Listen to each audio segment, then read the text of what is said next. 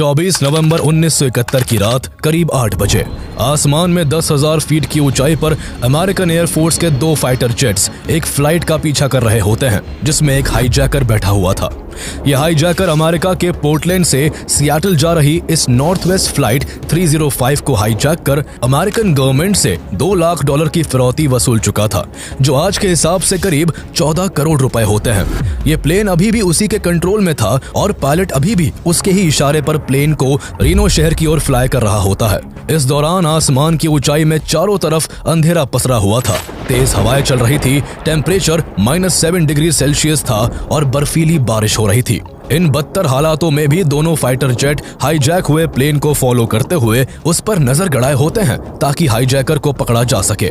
लेकिन इस हाईजैकर के मंसूबे अमेरिकन एयरफोर्स और FBI की सोच से कहीं ऊंचे थे। काले अंधेरे, तेज हवाओं और हड्डी जमा देने वाली ठंड के बीच आसमान की 10,000 फीट की ऊंचाई से हाईजैकर पैराशूट पहनकर पैसों समेत प्लेन से जंप लगा देता है।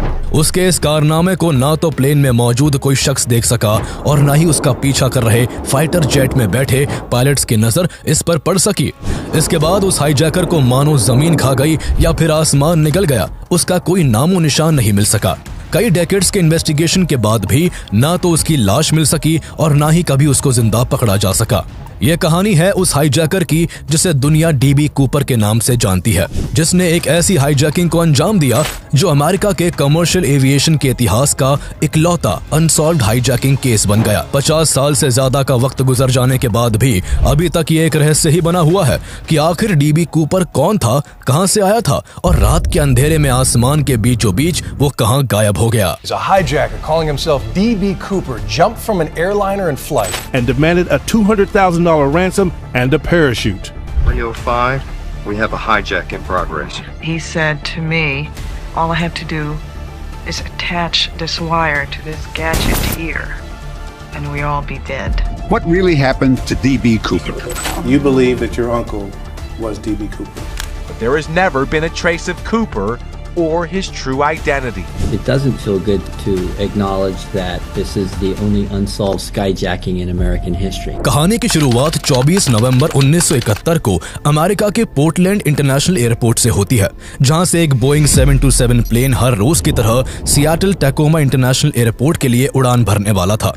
दोपहर करीब 2 बजे black business suit, white shirt, black tie और ब्लैक सनग्लासेस पहने हुए करीब 45 साल का शख्स एक ब्लैक ब्रीफकेस लेकर इस प्लेन से सियाटल जाने के लिए एयरपोर्ट में दाखिल होता है। ये शख्स अपना नाम डैन कूपर बताते हुए नॉर्थ वेस्ट ओरिएंट एयरलाइंस के काउंटर से $20 पे करके सियाटल के लिए एक 1 वे टिकट लेता है और बोर्डिंग गेट की तरफ बढ़ जाता है। 1970s के उस दौर में डोमेस्टिक फ्लाइट्स के लिए ना तो पैसेंजर्स की कोई सिक्योरिटी चेकिंग होती थी और ना ही किसी का आइडेंटिटी वेरिफिकेशन होता था।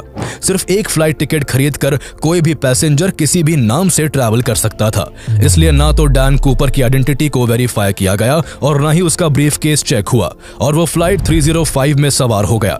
दोपहर 2:50 पर फ्लाइट 305 उड़ान भरती है, जिसकी कमान को विलियम ए स्कॉट ने संभाला हुआ था। इस प्लेन में टोटल 37 पैसेंजर्स और 6 क्रू मेंबर्स थे। ये अमेरिका की एक बहुत ही शॉर्ट रूट फ्लाइट थी, जिसे पोर्टलैंड से सियाटल पहुंचने में नॉर्मली आधा घंटा लगता था। लेकिन इस फ्लाइट को इस दिन अपनी डेस्टिनेशन तक पहुंचने में कुछ वक्त की देरी होने वाली थी और इस बीच कुछ ऐसा होने वाला था जो हमेशा के लिए इतिहास के पन्नों में अपने लिए जगह बना लेता है। फ्लाइट के टेक ऑफ करने के बाद जहां सभी पैसेंजर्स अपनी अपनी धुन में खोए हुए थे, तो वही डैन कूपर लास्ट रो में 18C सीट पर बैठा हुआ सिगरेट और बर्बन एंड सोडा का लुत्फ ले रहा होता है। 1970s में फ्लाइट ट्रैवलिंग के कायदे और कानून आज से काफी अलग थे। उस समय फ्लाइट में स्मोकिंग करना अलाउड था। अच्छे से सेटल होने के बाद कूपर ने थोड़ी ही दूरी पर बैठी फ्लाइट अटेंडेंट फ्लोरेंस शैफनर को एक नोट पकड़ा दिया। फ्लाइट अटेंडेंट शैफनर को लगा कि वो उसके साथ फ्लर्ट कर रहा है, इसलिए उसने एक फॉर्मल स्माइल के साथ उस नोट को बिना पढ़े ही अपनी पॉकेट में रख लिया।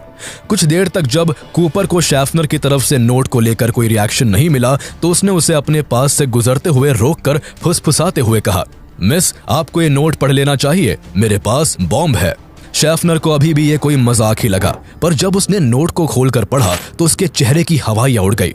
उस पर लिखा हुआ था कि miss, I have a bomb in my briefcase and want you to sit by me. Schaffner ने यह पढ़कर कूपर की ओर देखा, जो अपने ब्रीफकेस की तरफ इशारा करते हुए उसे बताता है कि उसके इसी ब्रीफकेस में बॉम्ब है। चंद सेकंड्स के इस वाकये ने शेफनर के होश उड़ाकर रख दिए। उसने घबराते हुए तुरंत अपनी कोवर्कर टीना मकलो को पास बुलाकर सब कुछ बताते हुए वो नोट पकड़ा दिया। टीना मकलो भी उस नोट में लिखी बात को पढ़ के डर चुकी थी, लेकिन उसने हिम्मत करके कूपर से पूछा कि कहीं वो मजाक तो नहीं कर रहा। इसके जवाब में अगले ही पल कूपर ने उन दोनों फ्लाइट अटेंडेंट्स को ब्रीफकेस खोलकर दिखाया, जिसमें डायनामाइट की 8 रेड स्टिक्स टेप्स के बंडल में बंधी हुई थी, जिससे एक बैटरी और बहुत सारे वायर्स जुड़े हुए थे। ये देखकर शेफनर और टीना मकलो के डर का कोई ठिकाना नहीं रहा। उन दोनों की घबराहट को और बढ़ाते हुए कूपर ने 2 तारों को अपने हाथ में पकड़कर उनसे कहा कि ये प्लेन अब हाईजैक हो चुका है और वो जब चाहे इस प्लेन को विस्फोट कर उड़ा सकता है। यहां से कूपर की हाइस्ट शुरू हो चुकी थी। वो ब्रीफकेस बंद करता है और शेफनर से अपनी डिमांड्स लिखवाता है। कूपर शाम 5 बजे तक 2 लाख अमेरिकी डॉलर्स, 2 बैक और 2 फ्रंट पैराशूट्स चाहता था। साथ ही उसकी मांग थी कि जब प्लेन सियाटल एयरपोर्ट पर लैंड करे तब उसे रिफ्यूल करने के लिए एक फ्यूल ट्रक पहले से ही वहां तैयार होना चाहिए। उसने अपनी डिमांड्स की लिस्ट को पायलट तक पहुंचाने के लिए शेफनर को इस वार्निंग के साथ भेजा कि अगर उसकी डिमांड्स को पूरा नहीं किया गया या उसके साथ कोई चालाकी की गई तो वो बॉम्ब ब्लास्ट कर देगा। घबराई हुई शेफनर कॉकपिट में जाती है और पायलट विलियम स्कॉट और क्रू को सारी बात बता देती है। पायलट तुरंत रेडियो के through Seattle Tacoma air traffic control को इस हाईजैकिंग के बारे में इन्फॉर्म करते हुए उन्हें हाईजैकर की डिमांड्स बताता है। एटीसी में भी इस खबर से हड़कंप मच जाता है और ये सारी इंफॉर्मेशन एटीसी, लोकल पुलिस और एफबीआई को फॉरवर्ड कर देता है। हाईजैकिंग की इस खबर से एफबीआई अलर्ट हो गई और वो तुरंत इस मामले में नॉर्थ वेस्ट ओरिएंट एयरलाइंस के प्रेसिडेंट डोनाल्ड नायरॉब से बात करती है। डोनाल्ड नायरॉब को पैसेंजर्स की जिंदगी और अपनी एयरलाइंस की इज्जत दोनों की फिक्र थी, इसलिए हालात की गंभीरता को समझते हुए वो बिना किसी अगर मगर के कूपर की सारी डिमांड्स को मान लेते हैं। जहां ये सब चल रहा था तो वही टीना मकलो कूपर के पास वाली सीट पर बैठी कूपर और पायलट के बीच कम्युनिकेशन का जरिया बनी हुई थी। वो इंटरकॉम के जरिए दोनों तरफ की बातों को एक दूसरे तक पहुंचा रही होती है। कुछ देर बाद अमेरिकी अथॉरिटीज पायलट को बताती है कि कूपर की सभी डिमांड्स को मान लिया गया है। अपनी डिमांड्स के माने जाने पर कूपर टीना मकलो के सामने एक और डिमांड रखता है कि उसे दी जाने वाली रकम के सभी नोट 20-20 डॉलर्स के होने चाहिए और जब तक उसकी मांगी गई सभी चीजें ग्राउंड पर तैयार ना हो तब तक प्लेन को एयरपोर्ट पर लैंड ना किया जाए। टीना इंटरकॉम के जरिए कूपर की यह बात भी पायलट को बता देती है, जिसे फिर पायलट अथॉरिटीज तक पहुंचा देता है। ये बस करीब आधे घंटे की फ्लाइट थी और आधा घंटा इन सभी बातों में गुजर चुका था और अब सियाटल एयरपोर्ट बस कुछ मिनट की दूरी पर था। कूपर की डिमांड्स को अरेंज करने में अभी कुछ वक्त और लगता, इसलिए प्लेन एयरपोर्ट पर लैंड करने के बजाय सियाटल के आसमान में ही चक्कर काटने लगता है। इस दौरान जो सबसे दिलचस्प बात थी वो ये थी कि अभी तक इस प्लेन के किसी भी पैसेंजर को कोई जानकारी नहीं थी कि जिस प्लेन में वो बैठे हुए हैं वो हाईजैक हो चुका है। कूपर और क्रू के बीच सारी बातें बहुत ही सावधानी से हो रही थी ताकि पैसेंजर्स को किसी भी थ्रेट का आभास ना हो। डैन कूपर का बिहेवियर भी आम हाईजैकर से बिल्कुल अलग था। ना तो उसके माथे पर डर की कोई शिकन थी और ना ही वो किसी पैसेंजर को डरा धमकाकर अपना काम कराना चाहता था। वो आराम से अपनी सीट पर सिगरेट पीते हुए अपने कारनामे को अंजाम दे रहा होता है। पैसेंजर्स के बीच देरी को लेकर पैनिक ना हो इसलिए क्रू की ओर से अनाउंसमेंट किया जाता है कि किसी मैकेनिकल प्रॉब्लम की वजह से प्लेन को लैंड होने में थोड़ा वक्त लगेगा। इस अनाउंसमेंट के बाद जहां प्लेन करीब 2 घंटे तक सियाटल के आसमान में गोल गोल चक्कर काटता रहा, तो वही इतनी देर में एफबीआई ने कूपर को देने के लिए सियाटल फर्स्ट नेशनल बैंक से 2 लाख डॉलर्स और इसाकुआ के फ्लाइट स्कूल से 4 पैराशूट्स का इंतजाम कर लिया था। उस दौरान रॉबरी, किडनैपिंग और हाईजैकिंग जैसे इंसिडेंट्स के लिए बैंक्स में कुछ फंड अलग से रखा जाता था और उसके सभी नोट्स के सीरियल नंबर्स को लिख लिया जाता था ताकि जब किसी ऐसे क्रिमिनल द्वारा रैंसम के तौर पर मिले उन पैसों को खर्च किया जाए तो उसका पता लगाकर उसे पकड़ा जा सके। कूपर के केस में भी ये काम कर लिया गया था और उसे अब जो 2 लाख डॉलर्स दिए जाने थे उसमें मौजूद हर एक नोट का फोटोग्राफ और उनके सीरियल नंबर बैंक और एफबीआई के पास मौजूद थे। शाम 5:24 पर कैप्टन को एटीसी की ओर से बताया जाता है कि रैंसम मनी और पैराशूट्स एयरपोर्ट पर तैयार है और अब प्लेन को लैंड किया जा सकता है। ये बात कूपर को बताई जाती है जिसके लिए वो कुछ शर्तों के साथ राजी होता है। वो पास बैठी टीना मकलो के थ्रू पायलट को कहता है कि प्लेन को मेन टर्मिनल से दूर किसी कम रोशनी वाले रनवे पर लैंड किया जाए और प्लेन के पास मनी और पैराशूट्स को किसी अकेले इंसान द्वारा लाया जाए। इसके अलावा वो प्लेन के अंदर की लाइट्स को डिम करने और उसकी सभी विंडोज को बंद करने का ऑर्डर भी देता है ताकि प्लेन के अंदर की मूवमेंट और कूपर की पहचान के बारे में FBI को पता ना लग सके। कूपर की बताई सभी बातों को फॉलो करते हुए फ्लाइट 305 शाम 5:46 पर सियाटल टैकोमा एयरपोर्ट पर लैंड कर जाती है। फ्लाइट के लैंड करने के तुरंत बाद एक एयरपोर्ट एम्प्लॉय $2 लाख और 4 पैराशूट्स के साथ उस बोइंग 727 प्लेन के पीछे वाले गेट पर पहुंचता है। उस वक्त बोइंग 727 उन कमर्शियल प्लेन्स में से एक था जिसके गेट पीछे की साइड से भी खुलते थे और जहां से उतरने और चढ़ने के लिए सीढ़ी भी लगी होती थी। इस प्लेन की इसी खास बात की वजह से कूपर ने हाईजैकिंग के लिए इसे चुना था। कूपर के आदेश पर टीना मकलो पीछे वाले गेट से प्लेन के बाहर आती है और वहां से $2 लाख से भरा एक बैग और 4 पैराशूट्स को कलेक्ट करती है और कूपर को सौंप देती है। कूपर की डिमांड्स के पूरा होने पर सभी 36 पैसेंजर्स और 2 क्रू मेंबर्स को छोड़ दिया जाता है। सब कुछ इतनी सफाई से हुआ था कि अभी भी किसी पैसेंजर्स को अंदाजा नहीं था कि वो 3 घंटे तक हॉस्टेज बने हुए थे। अब प्लेन में कुल 5 लोग बचे थे, जिनमें pilot William Scott, copilot Bill Rataczak, flight engineer Harold Anderson और फ्लाइट अटेंडेंट टीना मकलो के अलावा एक खुद डैन कूपर था। अभी तक सब कुछ कूपर के मुताबिक ही हुआ और ये सब उसने बहुत काम और रिलैक्स्ड होकर किया। लेकिन एक चीज थी जिसने उसे फ्रस्ट्रेट करना शुरू कर दिया था। सभी पैसेंजर्स के उतर जाने के काफी देर बाद तक भी प्लेन को रिफ्यूल नहीं किया गया था। ये देरी फ्यूल ट्रक में प्रॉब्लम आ जाने की वजह से हो रही थी, लेकिन कूपर को इस तरह एयरपोर्ट पर एक एक पल भारी गुजर रहा होता है। उसे शक था कि FBI उसके साथ कहीं कोई खेल ना खेल रही हो, इसलिए बहुत शांत स्वभाव और जेंटलमैन की तरह पेश आने वाला कूपर भी अब फ्रस्ट्रेट होकर क्रू को जल्दी से रिफ्यूलिंग के लिए धमकाने लगता है। अथॉरिटीज को अब तक कूपर की हर एक मूव से ये तो अंदाजा हो चुका था कि वो एक बहुत शातिर इंसान है जिसे चकमा देना बिल्कुल भी आसान नहीं, क्योंकि कूपर ने जिस तरह एक की जगह 4 पैराशूट्स मंगाए थे वो एक बहुत ही समझदारी भरी चाल थी। उसके 4 पैराशूट्स मांगने से FBI को ये लगा कि वो अपने साथ किसी क्रू मेंबर या पैसेंजर को लेकर भी कूद सकता है, इसलिए FBI सिविलियंस की जान को रिस्क में डालकर उसे खराब पैराशूट देने की चालाकी नहीं कर सकती थी। कूपर के शातिर दिमाग से ना उलझते हुए फौरन 3 फ्यूल ट्रक्स प्लेन को रिफ्यूल करने के लिए लगा दिए गए। रिफ्यूल होने के बाद कूपर ने प्लेन के दोबारा टेक ऑफ करने से पहले अपनी कुछ और शर्तें रखी। उसकी पहली डिमांड थी कि प्लेन को अब मैक्सिको ले जाया जाए, लेकिन उसे बताया जाता है कि प्लेन को डायरेक्ट इतनी दूर नहीं ले जाया जा सकता, क्योंकि वहां तक जाने के लिए प्लेन को बीच में एक बार फिर रिफ्यूल करने की जरूरत पड़ेगी। थोड़ा सोच विचार करने के बाद कूपर मैक्सिको से पहले नेवाडा के रीनो टाहो इंटरनेशनल एयरपोर्ट पर रिफ्यूल की परमिशन दे देता है। कूपर की दूसरी डिमांड ये थी कि प्लेन के पीछे की सीढ़ियों को हर वक्त खुला रखा जाए, लेकिन खुली सीढ़ियों के साथ टेक ऑफ करना रिस्की था, इसलिए उससे कहा जाता है कि टेक ऑफ करने के बाद प्लेन जब हवा में होगा तब उसके कहने पर पीछे की सीढ़ियों को खोल दिया जाएगा। कूपर इसके लिए भी मान जाता है और अपनी अगली डिमांड्स रखते हुए प्लेन को 10,000 फीट के ऑल्टीट्यूड से भी नीचे रखने और 150 नॉट से भी कम स्पीड से उड़ाने का ऑर्डर देता है। साथ ही वो प्लेन के फ्लैप्स को 15 डिग्री तक झुकाए रखने और लैंडिंग गियर्स को खुला रखने की मांग भी करता है। उसकी इन सभी डिमांड्स को मान लिया गया और फ्लाइट 305 शाम 7:40 पर एक बार फिर हवा में उड़ान भरती है। कूपर की इतनी कैलकुलेशंस को देखकर FBI भी हैरान थी। यह हाईजैकर न सिर्फ सभ्य था जिसने पूरे सफर के दौरान किसी को मारना पीटना तो दूर, किसी से बदतमीजी तक नहीं की थी, बल्कि वो एक समझदार और शातिर क्रिमिनल भी था जो अपनी पूरी तैयारी के साथ अपने मिशन के लिए आया था। लेकिन FBI हाथ पर हाथ रखे नहीं बैठ सकती थी, इसलिए जब फ्लाइट 305 कूपर के इंस्ट्रक्शंस के साथ विक्टर 23 नाम के एक लो ऑल्टीट्यूड रूट पर फ्लाई करते हुए रीनो की तरफ बढ़ने लगी, तभी उसको इंटरसेप्ट करने के लिए मैकॉर्ड एयर फोर्स बेस से 2 F-106 फाइटर जेट्स को उसके पीछे लगा दिया गया। लेकिन ये फाइटर जेट्स बहुत ही हाई स्पीड पर उड़ान भरने के लिए बने थे। ऐसे में जब खुद बोइंग 727 150 नॉट्स की स्पीड से चल रहा था तो उसके पीछे बने रहने के लिए दोनों फाइटर जेट्स को इससे भी कम स्पीड से चलने की जरूरत थी। इस मुश्किल का हल निकालते हुए दोनों जेट्स S टर्न्स की सीरीज बनाते हुए फ्लाइट का पीछा करने लगे। इसके अलावा एक T-33 ट्रेनर जेट भी इस काम के लिए भेज दिया गया, जो कम रफ्तार के साथ फ्लाइट के पीछे बना रह सकता था।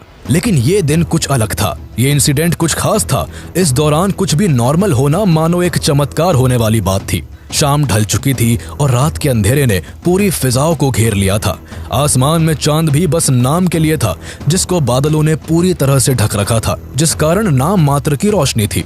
इसे और भी रोमांचक तेज आंधी, माइनस में जाते टेम्परेचर और बर्फीली बारिश ने बना दिया था। ऐसी स्थिति में भी 10,000 फीट की ऊंचाई पर 3 जेट्स इस फ्लाइट का पीछा कर रहे होते हैं, जिसकी पैसेंजर कैबिन में केवल कूपर और टीना मकलॉ थे और वहां सन्नाटा छाया हुआ था। कुछ देर की खामोशी के बाद कूपर ने टीना को भी कॉकपिट में जाने के लिए कहा और खुद पैराशूट पहनने लगा। टीना जब उसे पैराशूट पहनने के लिए इंस्ट्रक्ट करने लगी तो उसने इशारे से बताया कि उसे उसकी हेल्प की जरूरत नहीं है, जिसके बाद टीना कॉकपिट की तरफ बढ़ने लगती है। जब टीना कॉकपिट में आ गई और कॉकपिट के डोर को बंद करने के लिए वो जैसे ही पीछे मुड़ी, उसने देखा कि कूपर पैसों को अपनी छाती से बांध रहा था। उसने कूपर के इशारे पर दरवाजे को पूरा बंद कर दिया और बाकी के क्रू के साथ बैठ गई।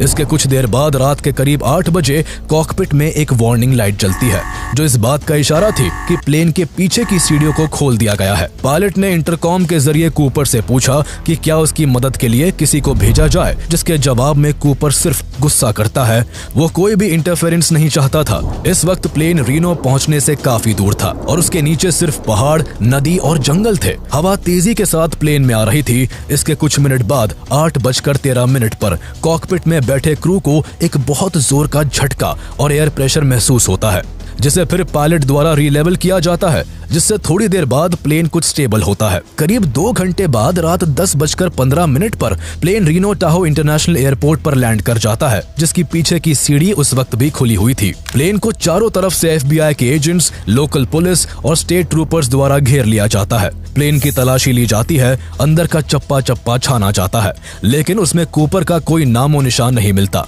उसे आखिरी बार बस तभी देखा गया था जब टीना मकलॉ कॉकपिट को बंद कर रही थी। उसके बाद रात के अंधेरे, कपकपाती ठंड और तेज आंधी में वो पहाड़ों, नदियों और जंगलों के इलाके के ऊपर $2 लाख लेकर प्लेन के पिछले दरवाजे से कूद चुका था। खराब मौसम होने की वजह से तीनों जेट्स जो उसे फॉलो कर रहे थे वो भी उसे कूदते हुए नहीं देख पाए थे। फ्लाइट की तलाशी के दौरान FBI को कूपर जिस सीट पर बैठा था वहां से उसकी ब्लैक टाई, उस पर लगी क्लिप और उसके द्वारा पिए गए सिगरेट के 8 बचे हुए बट्स मिलते हैं। साथ ही वहां 2 पैराशूट्स भी बरामद होते हैं, जिन्हें कूपर द्वारा छोड़ दिया गया था। लेकिन इसके अलावा FBI को प्लेन में ना तो बॉम्ब मिलता है, ना पैसे मिलते हैं और ना ही कूपर का कोई नामो निशान मिलता है। कूपर अपने साथ उस हैंड नोट को भी ले गया था जो उसने फ्लाइट अटेंडेंट को दिया था। सबको पता था कि कूपर कूदा है, पर कहां, इसका किसी के पास कोई सही जवाब नहीं था, क्योंकि किसी ने भी उसे कूदते हुए नहीं देखा था। लेकिन इस मामले में फ्लाइट का क्रू एक इंपॉर्टेंट इंफॉर्मेशन देता है कि विक्टर 23 के रूट से गुजरते समय रात 8:13 पर प्लेन में एक जोर का झटका महसूस किया गया था। कूपर ने तभी छलांग लगाई होगी, ये सोचकर यहाँ की टाइमिंग और लोकेशन को पायलट ने नोट डाउन कर लिया था। इस रूट और टाइमिंग के हिसाब से कूपर वॉशिंगटन स्टेट के साउथ वेस्ट एरिया में पोर्टलैंड से लगभग 50 किलोमीटर दूर कोलंबिया और लुइस रिवर के पास जंगल और पहाड़ियों से घिरे इलाकों में कूदा था। कुल मिला के कूपर घूम फिर के वापस पोर्टलैंड के आसपास आ गया था, जहां से उसने प्लेन को हाईजैक किया था। उसकी तलाशी में फौरन वहां एक सर्च टीम भेजी गई और साथ ही क्रू की मदद से डैन कूपर का रफ स्केच बनवाया गया। इसके बाद अमेरिका के इतिहास में किसी भी क्रिमिनल को ढूंढने के लिए FBI द्वारा आज तक का सबसे बड़ा मिशन शुरू होता है, जिसे नॉरजैक नाम दिया गया। तब ना तो FBI और ना ही दुनिया को पता था कि एक ऐसा केस है जो इतिहास के पन्नों पर अपनी एक ऐसी कहानी छोड़ देगा जिसका जिक्र दशकों बाद भी होता रहेगा। कूपर के गायब होने के अगली सुबह जब FBI द्वारा एक बड़ी टीम कूपर को ढूंढने के लिए भेजी गई तो जंगल, नदी और पहाड़ों के उस बहुत बड़े इलाके में कई दिनों की तलाशी के दौरान कूपर का कोई अता पता नहीं चल सका। उसकी बेस्ट पॉसिबल लैंडिंग लोकेशन को जानने के लिए FBI ने सारा सीन रिक्रिएट करके भी देखा। इसके लिए हाईजैक हुए सेम एयरक्राफ्ट को सेम रूट पर सेम कॉन्फ़िगरेशन के साथ फ्लाई किया गया और पायलट द्वारा बताई गई लोकेशन से 200 पाउंड का स्लेड प्लेन की पीछे की सीढ़ियों से फेंका गया। इस तरह जो पॉसिबल लैंडिंग जोन सामने आया वो एरियल से कुछ मील साउथ ईस्ट में, सियाटल से 150 माइल्स साउथ में और पोर्टलैंड से 40 माइल्स नॉर्थ में लेक मेरविन के पास था। वहां भी FBI द्वारा सर्च ऑपरेशन शुरू किया गया। हजारों मिलिट्री ट्रूप्स और पुलिस ऑफिसर्स ने जंगलों और नदियों की तलाशी ली। वहां मौजूद एक एक फार्म हाउस और मकान की छानबीन की गई। एक तरफ हजारों का सैन्य बल कूपर को चप्पे चप्पे में पैदल तलाश कर रहा था, तो दूसरी ओर हेलीकॉप्टर से भी पूरे इलाके को छाना जाने लगा। इसके अलावा कूपर को ढूंढने के लिए लेक मेरविन में सबमरीन को भी उतारा गया। साथ ही स्पाई प्लेन SR-71 भी इस काम में लग गया। लेकिन बहुत लंबे समय की छानबीन के बाद भी हर तरकीब नाकाम ही साबित हुई। ना तो कूपर की लाश मिली और ना उसे जिंदा पकड़ा जा सका। ना ही उसके द्वारा इस्तेमाल किए गए पैराशूट मिले और ना ही $2 लाख का कुछ पता चल सका। जहां FBI का इस केस को लेकर फ्रस्ट्रेशन बढ़ता जा रहा था, तो वहीं दूसरी तरफ मीडिया और पब्लिक का इसको लेकर फैसिनेशन आसमान छूने लगा था। हर कोई जानना चाहता था कि आखिर वो रहस्यमय इंसान कौन था, वो कहां का रहने वाला था और आखिर आसमान में अंधेरे के बीच वो कहां लापता हो गया। इस केस को लेकर लोगों के बीच किस कदर क्रेज था, इसका अंदाजा इस बात से लगाया जा सकता है कि जब ये हाईजैकिंग हुई तब जल्दी जल्दी में एक रिपोर्टर ने न्यूज़पेपर में उसका नाम गलती से डैन कूपर की जगह DB कूपर लिख दिया। इसके बाद आगे और भी कई पब्लिकेशन हाउसेज ने भी इसी नाम का इस्तेमाल किया। तब से नाम दुनिया में किसी जंगल में आग की तरह फैल गया और इस तरह उस मिस्टीरियस हाईजैकर का नाम ही बदल गया। हालांकि डैन कूपर जो उसने टिकट में नाम लिखवाया था वो भी एक फेक नेम ही था, जिसकी इंक्वायरी करने पर FBI को किसी भी इंसान का कोई रिकॉर्ड नहीं मिला। बाद में पता चला कि डैन कूपर 1950s की एक बेल्जियम पॉपुलर कॉमिक बुक के कैरेक्टर का नाम था, जो कि एक कैनेडियन जेट पायलट था। इस जानकारी के बाहर आने पर FBI को लगने लगा था कि हाईजैकर इसी कॉमिक बुक से इंस्पायर था और इसलिए उसने अपना नाम डैन कूपर रखा। शुरुआत में FBI ये मानती रही कि कूपर प्लेन से सक्सेसफुली जंप नहीं कर पाया और कहीं गिरकर मर गया। एक FBI इन्वेस्टिगेटर रैल्फ हिमल्सबैक, जिन्होंने इस पूरे मिशन को नॉरजैक कोड नेम दिया था, उन्होंने माना कि कूपर सही से पैराशूट भी नहीं खोल पाया होगा और उसकी किसी पहाड़ या पेड़ से टकराने से जान चली गई होगी। उनके जैसे और भी बहुत से FBI एजेंट्स और एक्सपर्ट्स ने यह थ्योरी दी कि जिस वक्त कूपर ने छलांग लगाई उस वक्त मौसम बेहद खराब था। रात का अंधेरा था और टेम्परेचर -7 डिग्री से भी नीचे था। तेज हवाएं चल रही थी और बर्फीली बारिश हो रही थी। ऐसे खराब मौसम में कूपर ने जंप के लिए इजी टू यूज पैराशूट्स को छोड़कर ऐसे मिलिट्री पैराशूट्स को चुना था जिसे ऑपरेट करना बहुत मुश्किल था। इसके अलावा उसका गेटअप स्काई डाइविंग के लिए बिल्कुल भी सूटेबल नहीं था। ना तो उसके पास हेलमेट था, ना ग्लव्स, ना स्काई डाइविंग वाले ग्लासेस और शूज थे। ऐसे में वो $2 लाख से भरे बैग और एक ब्रीफकेस को लाद कर पहाड़ों, जंगलों और नदियों के इलाके में कूदा था, जिससे उसके बचने का कोई चांस नहीं था। लेकिन FBI का यह गुमान भी कुछ ही समय में दूर हो गया, जब कूपर के इंसिडेंट के बाद एक कई कॉपीकैट हाईजैकिंग हुई, जिनमें हर हाईजैकर ने कूपर की तरह प्लेन को हाईजैक किया, लाखों डॉलर्स की रैंसम ली और बिना किसी स्काई डाइविंग किट के नॉर्मल कपड़ों में ही प्लेन से कूदकर सेफली लैंड भी कर गया। हालांकि इन सभी कॉपीकैट हाईजैकर्स को FBI द्वारा अरेस्ट कर लिया गया, लेकिन जिसे नहीं पकड़ा जा सका वो था DB कूपर। FBI ने उसे पकड़ने के लिए हर एक तरीके से इन्वेस्टिगेशन की। एक और जहां पॉसिबल लैंडिंग जोन में उसे military, police, helicopters, spy jet और सबमरीन द्वारा खोजा जा रहा था, तो वही दूसरी ओर FBI ने कूपर को दिए गए $2 लाख के हर एक नोट के सीरियल नंबर को अखबारों में छपवा दिया। Serial numbers banks, shops, casino समेत हर उस जगह बांट दिए गए जहां भी उन्हें खर्च किया जा सकता था। लोगों से अपील की गई कि उनमें से एक भी सीरियल नंबर का नोट जिसको भी मिले वो FBI को इन्फॉर्म करे। ऐसा करने वालों के लिए इनाम भी रख दिया गया। साथ ही कूपर का फाइनल स्केच, जिसे तैयार करने में करीब 2 साल लग गए, वो भी अखबारों और पोस्टर्स के जरिए दुनिया तक पहुंचा दिया गया। इसके अलावा FBI ने हाईजैकिंग होने के बाद 5 सालों में करीब 800 सस्पेक्ट्स को इन्वेस्टिगेट किया, लेकिन उनमें से करीब 24 सस्पेक्ट्स ही ऐसे मार्क किए गए जिनका DB कूपर होने का कोई चांस था। लेकिन उन सभी की भी गहराई से जांच करने के बाद FBI को निराशा ही हाथ लगी। इस पूरी कहानी में ट्विस्ट तब आता है जब फरवरी 1980 में 8 साल के बच्चे ब्रायन इंग्रम को कोलंबिया नदी के पास टीना बार के बीच की रेत से $20 नोट्स के 3 बंडल्स मिलते हैं, जो बहुत खस्ता हालत में थे और उनका टोटल अमाउंट करीब $5,800 था। इन पर जो सीरियल नंबर्स थे वो DB कूपर को दिए गए पैसों से एग्जैक्ट मैच कर गए। FBI को हाईजैकिंग के करीब 9 साल बाद पहली बार कोई पुख्ता क्लू मिला था, इसलिए उम्मीद लगाई जा रही थी कि इस केस को अब सॉल्व कर लिया जाएगा। लेकिन असल में केस यहाँ से सुलझने की जगह और ज्यादा उलझ गया। दरअसल जिस जगह से ये पैसे मिले थे वो जगह वहाँ से 32 किलोमीटर दूर थी, जहाँ कूपर का लैंडिंग जोन समझकर उसे सर्च किया जा रहा था। ऐसे में सवाल था कि आखिर ये पैसे वहां से यहाँ कैसे आए। इन पैसों की यहाँ होने की दो वजह हो सकती थी। पहली ये कि कूपर इस जगह के आसपास ही कूदा था और इसीलिए कूदते समय कुछ पैसे गिर गए और यहाँ रह गए।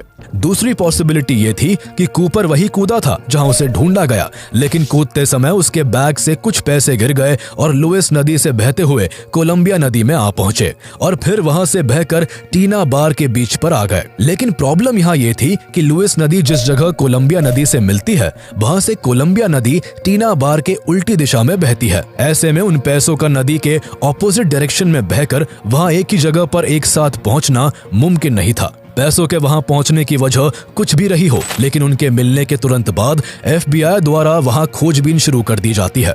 कई जगहों को खोदा जाता है, चारों तरफ तलाशी ली जाती है, लेकिन FBI को इन 3 बंडल्स के अलावा कुछ नहीं मिला।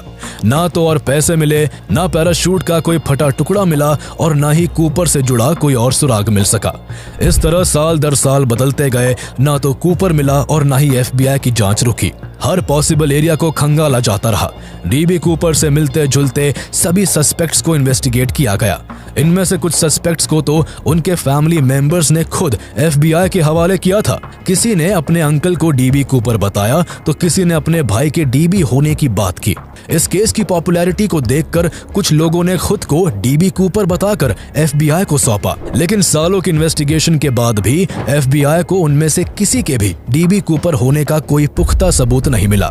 देखते देखते साल दशकों में बदल गए और 2011 आ गया। इन 40 सालों के दौरान FBI ने करीब 1000 सस्पेक्ट्स को डीपली इन्वेस्टिगेट किया। इस दौरान तक इस केस की इतनी फाइल्स बन गई थी कि अगर उन्हें एक के ऊपर एक रखा जाता तो उनकी ऊंचाई करीब 40 फीट तक हो जाती। FBI द्वारा टारगेट किए गए सस्पेक्ट्स में most important suspect Richard Floyd McCoy था, जिसने कूपर की हाईजैकिंग के करीब 4 महीने बाद 1972 में सेम कंपनी के प्लेन को सेम तरीके से हाईजैक किया था। उसने $5 लाख की रैंसम वसूलकर कूपर की तरह ही प्लेन से छलांग लगा दी थी।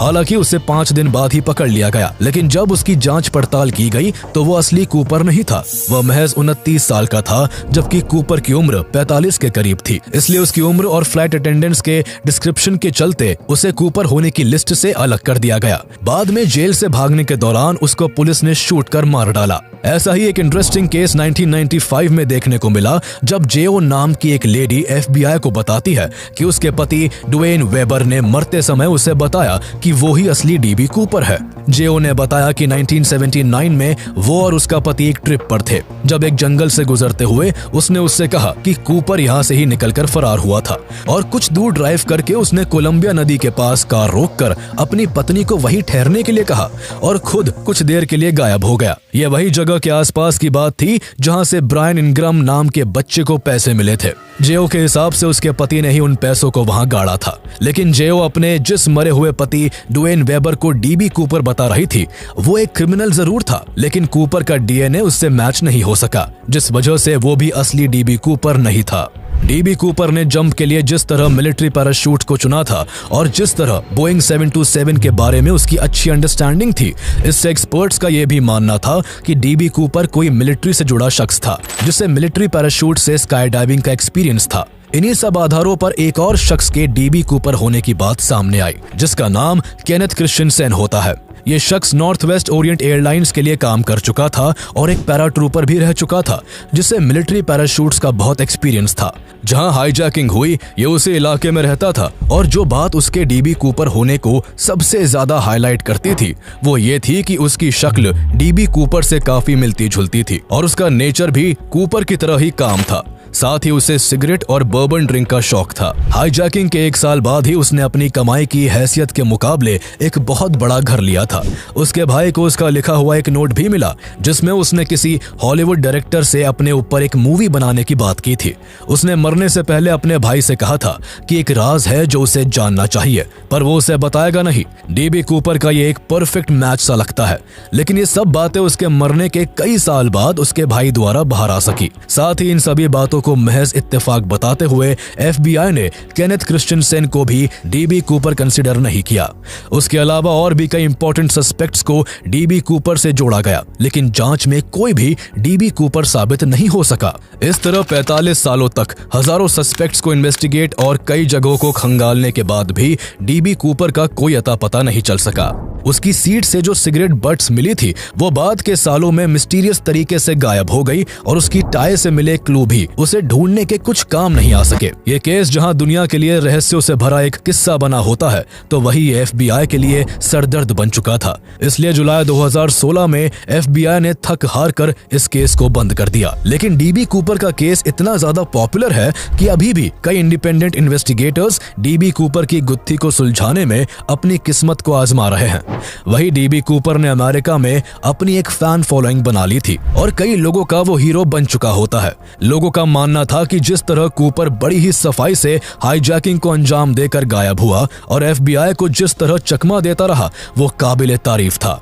एरियल वॉशिंगटन जहां कूपर कूदा, वहां से कुछ ही दूरी पर एक बार है जहां हर साल 24 नवंबर के दिन को डीबी कूपर डे के नाम से सेलिब्रेट किया जाता है और उसकी कामयाबी का जश्न मनाया जाता है। आज 50 से भी ज्यादा साल गुजर चुके हैं, लेकिन अभी तक इस रहस्य का खुलासा नहीं हो सका कि आखिर ये डीबी कूपर कौन था, उसका असली नाम क्या था और वो कहां से आया था। और रात के अंधेरे और तेज तूफान के बीच आसमान की 10,000 फीट की ऊंचाई से कूदकर वो हवा में कहां गायब हो